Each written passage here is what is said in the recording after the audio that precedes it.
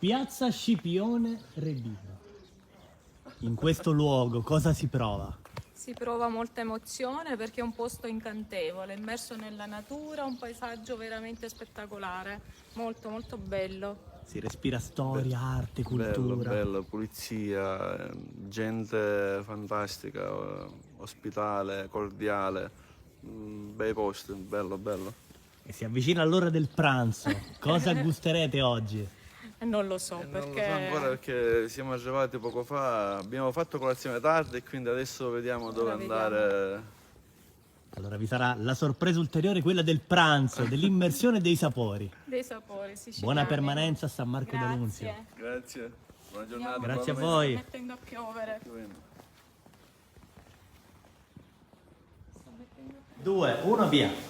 Oggi il caffè è buonissimo, anzi ho avuto il piacere di offrire ai nostri ospiti che casualmente ho incontrato al parcheggio, ho dato qualche informazione, e quindi un caffè particolare offerto a questi amici, diciamo, di Sciacca che sono venuti a trovarci a San Marco d'Annunzio e con piacere abbiamo il piacere appunto di offrire un caffè. Allora, un piacere. prima di far vedere dove siamo, in quale luogo in particolare, con chi abbiamo l'onore di parlare? Io Angela, Giovanni, Venite da?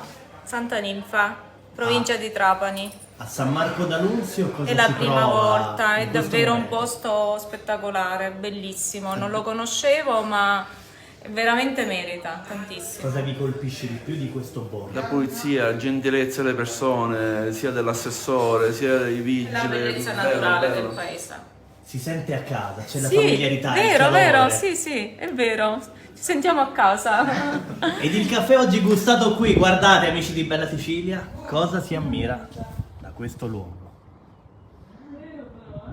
Quasi mezza Sicilia visibile da San Marco d'Annunzio.